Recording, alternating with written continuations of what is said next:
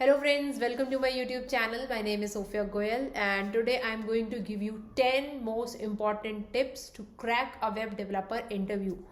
Basically ये मैं आपको टिप्स देने जा रही हूँ जिससे कि हम कैसे एक वेब डेवलपर इंटरव्यू के लिए प्रिपेयर कर सकते हैं और कैसे उस इंटरव्यू को क्रैक कर सकते हैं। देखो, अगर कोई भी आपको बोल रहा है कि किसी एक टिप के थ्रू या किसी एक चीज़ के थ्रू या वो कुछ एकदम से ही आपको ऐसा रामबाण दे देगा जिससे कि आपका एक वेब डेवलपर इंटरव्यू क्रैक हो जाएगा, तो that is not possible. Fine, ये सब अगर आपको क्लियर करना है, अगर आपको अच्छी जगह जाना है, अच्छे प्रोजेक्ट में जाना है, तो फॉर दैट आपको कुछ चीज़ें हैं, कुछ प्रैक्टिसेस हैं जो कि आपको फॉलो करनी पड़ेंगी and they will definitely help you out. उससे आपको डेफिनेटली रिजल्ट मिलेगा और आपको वो चीज़ें अपने रूटीन का, अपनी स्टडी का, अपने प्रोसेसेस का उनको आपको पार्ट बनाना पड़ेगा। फाइन, तो स्टार्ट करते हैं। And there is, friends, one more thing. This is not specific to, again I say again and again, कि Microsoft, Amazon, Facebook इस टाइप की कंपनीज के लिए ये प्रोसेस मैं आपको नहीं बता रही हूँ, मैं आपको एक जनरल स्टेप्स बताने जा रही हूँ। What I believe is कि fine, we aspire for these kind of companies, we want to work in these kind of companies, but still most of the peoples are not working in these big companies. So बाकी जो लोग जो बाकी कंपनियों में काम कर रहे हैं, जो कितनी बड़ी बड़ी या इस टाइप की कंपनीज नहीं है जिनके इंटरव्यू के लिए 1 साल तक प्रिपेयर करना पड़ता है, उनका क्या, वो कैसे प्रिपेयर करेंगे। And this is for those people. अगर आप माइक्रोसॉफ्ट वगैरह के लिए प्रिपेयर कर रहे हो तो ये चीज़ें भी काम आएंगी, बट जनरली ये चीज़ें आपको बहुत हेल्प आउट करेंगी। Fine,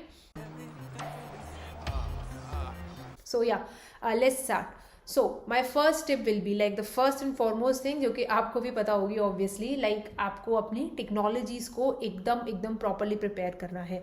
like you have to prepare for HTML, CSS, JavaScript, specially for web development. That is the basic thing. उसके अलावा आप जो भी यूज़ कर रहे हो, like jQuery, Bootstrap, Material UI, even if you're working on any kind of framework, उसके बारे में आपको अच्छे तरीके से पढ़ाई करनी है। For that you can also refer to my interview question series.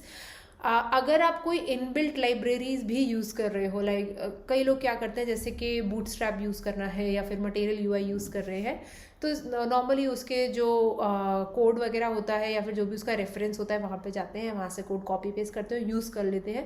But अगर आप उस चीज़ को प्राइमरीली बना के प्रेजेंट कर रहे हो, तो फॉर दैट आपको वो चीज़ थोड़ी सी पढ़नी पड़ेगी, थोड़े बहुत उसके बेसिक्स देखने पड़ेंगे। Okay, so second thing, practice data structure and algorithms. Okay, तो अब आप सोच रहे होगे कि अगर हम बड़ी ऑर्गेनाइजेशन ये फेसबुक वगैरह टाइप की ऑर्गेनाइजेशन या माइक्रोसॉफ्ट, गूगल, इन सब के लिए प्रिपेयर नहीं कर रहे हैं तो DSL गोज की ज़रूरत है क्या? ऑफकोर्स है। फाइन, इन कंपनीज के जो राउंड्स होते हैं, इनमें 3-4 राउंड्स तक DSL गोज ही पूछी जाती है मोस्टली। बट नॉर्मल किसी भी कंपनी में अगर आप इंटरव्यू देने जाओगे तो किसी ना किसी एक राउंड में मोस्ट प्रोबेबली आपसे डेटा स्ट्रक्चर एंड एल्गोरिथम का एक क्वेश्चन पूछा जाएगा। इवन मेरे साथ ये भी हुआ है कि I had answered everything in the theoretical part for like half an hour. I knew I answered 100% of the questions, but जो मुझे एक डेटा स्ट्रक्चर एल्गोरिथम का बड़ा सा क्वेश्चन दिया गया वो मेरे से नहीं सॉल्व हुआ and then that person has rejected me.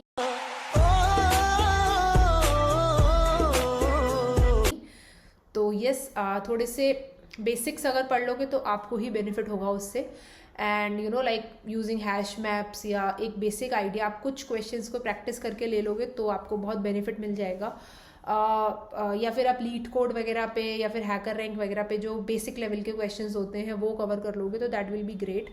Secondly, interview के अलावा कई सारी कंपनीज होती हैं जिनके कोडिंग टेस्ट भी होते हैं, तो उसमें भी these questions will help you out. उससे आप जल्दी चीज़ें सॉल्व कर पाओगे। अपार्ट फ्रॉम दैट फ्रेंड्स, थोड़ा सा मुझे लगता है कि जैसे आप if you study about link list या फिर आप सॉर्टिंग एल्गोरिथम्स या फिर सर्चिंग एल्गोरिथम्स, जो कि बेसिक चीज़ें होती हैं, like linear search, binary search और merge sort, heap sort, quick sort, इस टाइप की चीज़ें भी पढ़ लोगे थोड़ी बहुत, आपको थोड़ा आइडिया रहेगा, थोड़ा सा कोड आता रहेगा, तो if somebody ask you this kind of questions you can easily solve them. Okay, the third thing is code practice, very important. क्यों? क्योंकि मान लो किसी ने आपसे कोई रिएक्ट का प्रोग्राम लिखवा लिया, जैसे एक बार किसी ने मुझसे टू डू लिस्ट लिखवाया, किसी ने मुझसे इवेंट बस लिखवाया। उसमें क्या होता है कि आपकी कोड प्रैक्टिस नहीं होगी तो फिर आप किस तरीके से लिखोगे, वहाँ पे प्रॉब्लम आ जाती है। नॉर्मली वर्क स्पेस, ऑफिस वगैरह में हमें कोड कॉपी पेस्ट करने की आदत होती है, लेकिन यहाँ पे ऐसा नहीं करना है, यहाँ पे खुद से कोड लिखना है। तो आपको थोड़ी सी आदत होनी चाहिए, स्पेशली जावास्क्रिप्ट, और जो भी आप फ्रेमवर्क यूज़ कर रहे हो, रिएक्ट, एंगुलर, व्यू, या जो भी चीज़ आप यूज़ कर रहे हो, उसका कोड आपको थोड़ा सा लिखना आना चाहिए। फाइन। फोर्थ थिंग इज, आप अगर अगर आप फ्रंट एंड पे इंटरव्यू दे रहे हो तो basic JavaScript functions specially related two strings, arrays, ये सब भी आपको आने चाहिए। थोड़ा सा याद कर लो, थोड़ी रटने वाली चीज़ें हैं कि स्ट्रिंग के फंक्शंस क्या होते हैं, एरे के फंक्शंस क्या होते हैं, एरे को स्ट्रिंग में कैसे कन्वर्ट करते हैं, स्ट्रिंग को एरे में कैसे कन्वर्ट करते हैं। तो basic learn some basic JavaScript functions, remember about them, because that will help फटाफट आपने फंक्शन यूज़ करके प्रॉब्लम सॉल्व कर ली। बट इसके साथ एक इम्पॉर्टेंट चीज़ ये भी है कि उन फंक्शंस की टाइम कॉम्प्लेक्सिटी आपको पता होनी चाहिए। ऐसा नहीं है कि आप एक लूप लगा रहे हो किसी एरे के ऊपर और उसके अंदर आपने वो फंक्शन यूज़ कर लिया, तो फिर अब आप बोल रहे हो कि नहीं इसकी टाइम कॉम्प्लेक्सिटी तो n है। ऐसा नहीं होगा, वो n² या फिर log n कुछ भी हो जाती है। तो वो चीज़ आपको थोड़ी सी दिमाग में रखनी है, क्योंकि कोई ये बोल सकता है कि मेरे को तो n टाइम कॉम्प्लेक्सिटी में आपका सोल्यूशन चाहिए, तो फिर आप किस तरीके से दोगे अगर आपको नहीं पता होगा तो वो चीज़ भी आप थोड़ी सी दिमाग में रखो और पढ़ के रखो। So the fifth thing is, whatever you are doing in your project, understand it thoroughly, the whole architecture, why something is used, what is being followed, like if you came to an already developed project, मतलब किसी भी बने हुए project में आप आ गए हो और आपने उसी पे और अपग्रेडेशन करने शुरू कर दिए, तो आपको पता होना चाहिए कि इसमें मेरे को मतलब ये वाली टेक्नोलॉजी क्यों यूज़ करी है। अगर आपसे इंटरव्यूअर पूछता है कि भाई ये चीज़ क्यों यूज़ करी है, तो अवॉइड सेइंग दैट कि ये तो पहले से ही डला हुआ था तो मुझे नहीं पता, ये कहना अवॉइड करो। अगर आपको पता होगा तो बहुत अच्छा इंप्रेशन होगा, ठीक है। आप हाँ ये भले ही बोल सकते हो कि ये पहले से ही था बट इसका रीज़न ये है, fine, so that gives a good impression. And अगर आप just front end web development पे भी काम कर रहे हो, बट प्लीज़ बैक एंड का और आपका जिस तरीके से बिल्ड्स वगैरह जा रही है, क्लाउड है, डेटाबेस है, उसमें क्या क्या टेक्नोलॉजीज यूज़ हो रही हैं वो भी अगर पता कर सकते हो तो वेल एंड गुड। मतलब आप अपने कलीग्स से बात करो, अपने साथ में जो भी जिस चीज़ में एक्सपर्ट है, जो जिस चीज़ पे काम कर रहा है, whenever they have some time, try to find out from them कि what is being used, why it is being used, so that will be very good thing. ये देखो, ये चीज़ की इंपॉर्टेंस मैं आपको बताती हूँ। क्या होता है कि किसी कंपनी में आप जा रहे हो और उनकी जो टीम है या उनके जो क्लाइंट्स हैं वो इंडिया के बाहर बैठे हुए हैं, तो उसमें क्या होता है कई बार एक राउंड फॉरेन वाला बंदा भी ले लेता है या 2 राउंड फॉरेनर्स भी ले लेते हैं। और मेरे बहुत सारे राउंड्स हुए हैं इस तरीके के। उनकी मेंटालिटी काफ़ी अलग होती है, दे वांट टू नो कि आपको ओवरऑल पता है कि नहीं, आपको सारी चीज़ें पता है कि नहीं, तो वो उस तरीके से बात करते हैं। और अगर आपको सब कुछ पता होगा तो आप सारी चीज़ों में बहुत स्मूथली उसको पास आउट कर जाओगे, फाइन।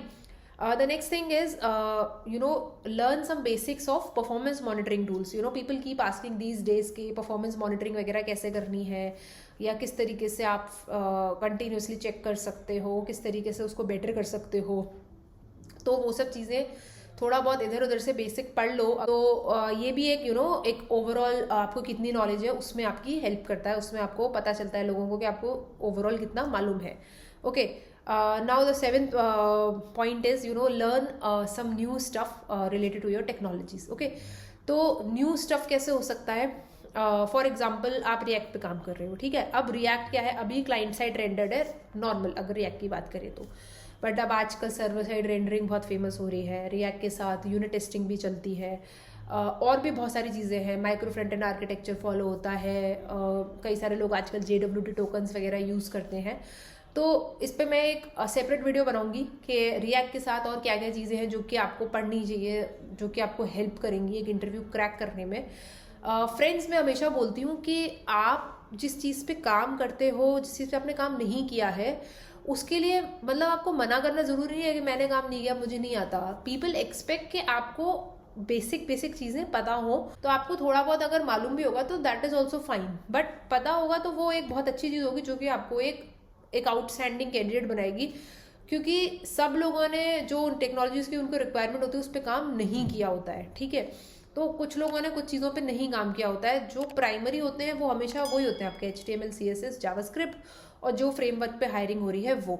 उसके अलावा बाकी सारी चीज़ें साइड लाइंड होती हैं, बट पता होगा तो that will be really great for you. Okay, the next thing is try to go through some big organizations interview questions. Now see, again this thing will come to your mind, इनका क्या use है, मतलब इनके इससे go through क्यों करना है. Actually हो क्या रहा है कि सारी जो कंपनियां हैं वो इस भेड़ चाल में लग गई हैं कि अच्छा वो क्वेश्चन तो बड़ा टफ था, वो पूछा गया था, ये इसको पता होगा तो इसको इसको बड़ा आता होगा.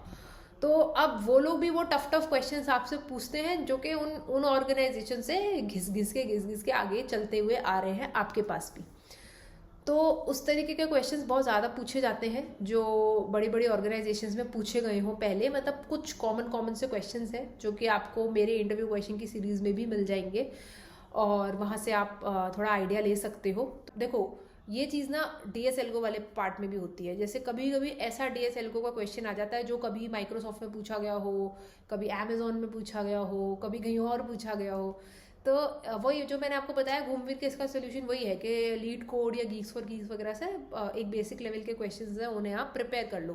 देखो ये सब चीज़ें अब आप ये भी सोच रहे होगे कि यार इतना सारा प्रिपेयर करेंगे तो कितना टाइम लगेगा, है ना. तो अब इसमें क्या है कि ये देखो ये धीरे धीरे है. पहले तो अपने टेक्नोलॉजी ही सीखनी है, उसके बाद DSLGO ही सीखनी है. ये 2 स्टेप्स तो आपको फॉलो करने ही करने हैं. लेकिन देखो एक बार सीख के जब प्रैक्टिस कर लोगे ना, मैं 100% श्योर हूँ कि आगे वो चीज़ आपको मतलब हेल्प ही करेगी. मतलब इसके बाद आपने एक स्विच किया, मान लो 2 साल बाद दूसरा भी स्विच किया, तो ये सब चीज़ें आपके लाइफ टाइम काम आने वाली हैं. बस डिफरेंस इतना आएगा कि 2 साल में जो आपने और नया सीखा होगा उसके क्वेश्चंस आ सकते हैं. The next thing is think out of the box. जैसे कि अगर कोई चीज़ पढ़ रहे हो तो मैंने हमेशा बोला है कि उसके एडवांटेजेस और डिसएडवांटेजेस दोनों के बारे में पढ़ो, दोनों के बारे में सीखो. उससे जो है आपको बहुत ज़्यादा हेल्प मिलेगी.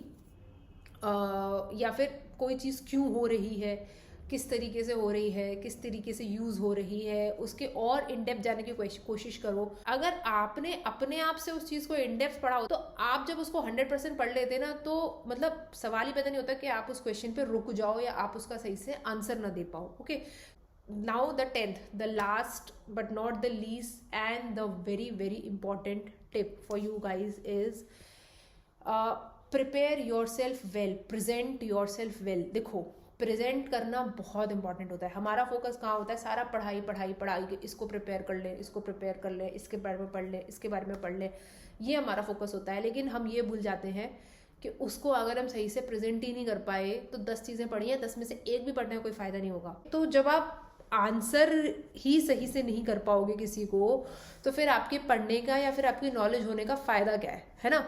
तो ये सब चीज़ें होती हैं. जैसे कई बार क्या होता है, लोग इंटरव्यू के लिए या कंपनी के लिए अप्लाई करने पे ध्यान कम देते हैं, पढ़ने पे ज़्यादा ध्यान देते हैं. तो देखो ये सब छोटी छोटी चीज़ें होती हैं.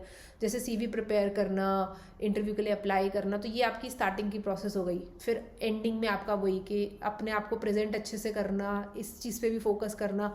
तो ये सब चीज़ें ना आपकी पॉलिशिंग वाली होती हैं स्टार्टिंग से एंड तक, जो कि आपके पूरे प्रोसेस को एक्सेलरेट करने में और वेल डिफाइन करने में बहुत बहुत ज़्यादा हेल्प करेंगी.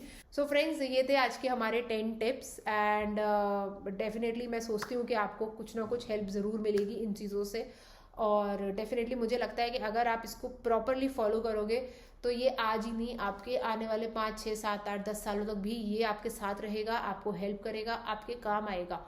100% मैं श्योर हूँ इस चीज़ को लेके. हाँ कुछ छोटी मोटी चीज़ें हो सकती हैं जो मिस हो रही हो, वो भी आप धीरे धीरे सीख ही जाओगे. बट 80 to 90% चीज़ें इसी से रिलेटेड होंगी और ये सब मैंने कवर करने की कोशिश करी है जिससे कि आपको भी जिन चीज़ों का आइडिया ना हो आप उनकी हेल्प ले सको और उसको आगे अपने आप को उस चीज़ में इम्प्रूव कर सको. That's it about the today's video friends. अगर आपको वीडियो पसंद आया है तो प्लीज़ लाइक करो, चैनल को सब्सक्राइब करो और अपने फ्रेंड्स के साथ शेयर करो जिनको कि आपको लगता है कि ज़रूरत है इस टाइप के front end interview preparation tips की. And please tell me in the comment section if it has helped you and how it has helped you and what you can add to these tips to help your friends or the other people outside there. Thank you very much. Bye bye. See you in the next video.